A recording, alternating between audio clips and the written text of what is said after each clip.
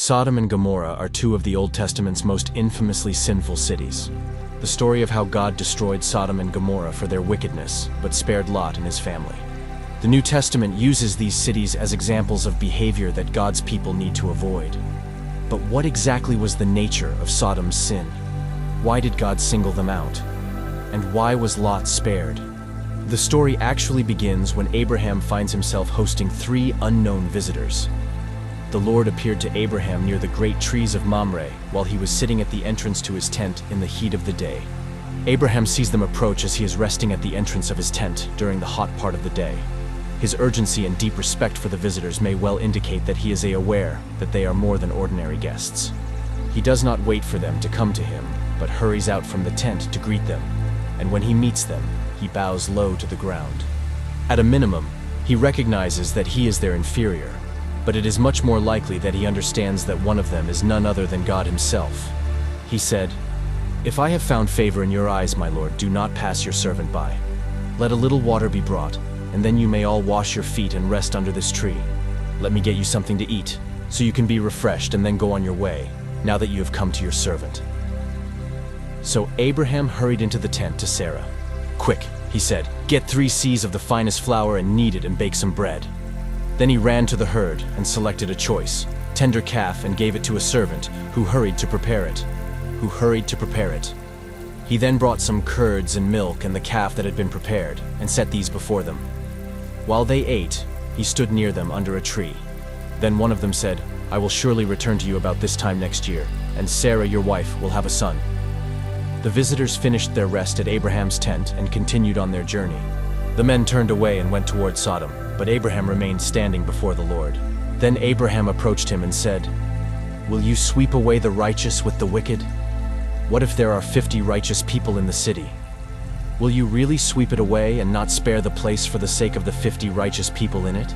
Far be it from you to do such a thing, to kill the righteous with the wicked, treating the righteous and the wicked alike. Far be it from you. Will not the judge of all the earth do right?" The Lord said, "If I find 50 righteous people in the city of Sodom, I will spare the whole place for their sake." Then Abraham spoke up again.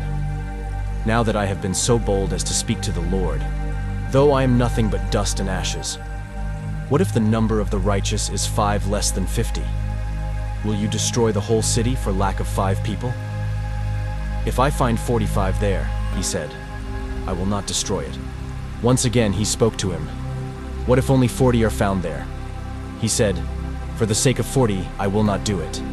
Then he said, "May the Lord not be angry, but let me speak. What if only 30 can be found there?" He said, "For the sake of 20, I will not destroy it." Then he said, "May the Lord not be angry, but let me speak just once more. What if only 10 can be found there?" He answered, "For the sake of 10, I will not destroy it."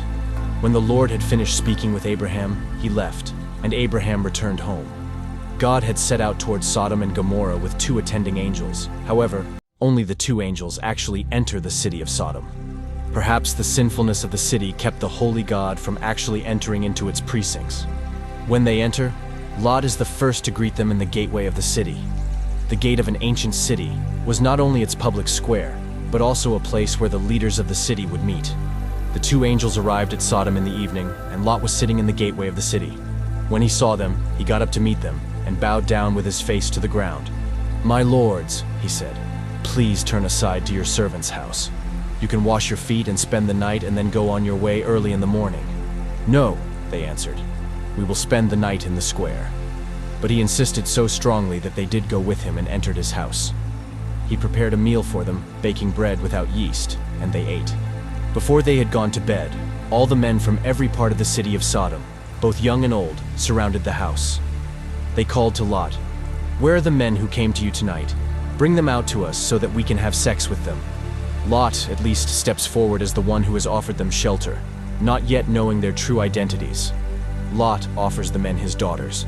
The visitors take action in a way that indicates they are more than regular travelers. They grab Lot and pull him inside while striking the spiritually blind men of Sodom with physical blindness so they can't find the door to break it in. The supernatural visitors tell Lot that they're going to destroy Sodom. Sodom will experience God's judgment. They call on him to gather his children and their spouses so they can escape from the city before it is destroyed and its inhabitants killed.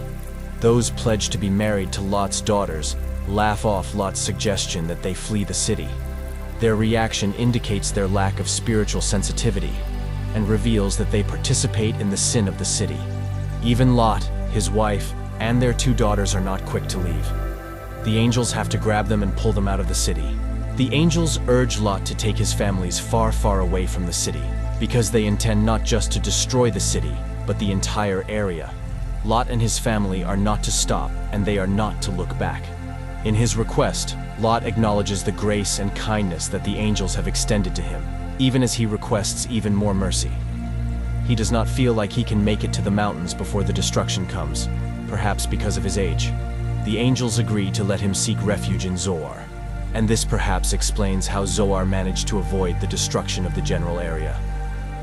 The morning after the men of the city tried to storm Lot's house, Lot and his family reached Zoar.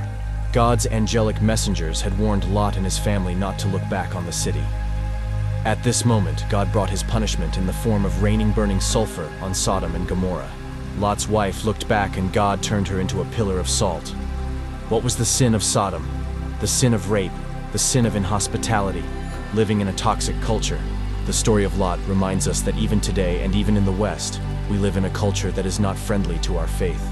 These stories do not give us a formula for how to live, but they do call us to give thoughtful consideration to how we should preserve and stimulate our faith. Join us in this in-depth exploration of one of the Bible's most dramatic stories. Subscribe to our channel for more insightful analyses of biblical narratives and their relevance to our modern lives. Don't forget to like, comment, and share your thoughts on the lessons we can learn from Sodom and Gomorrah.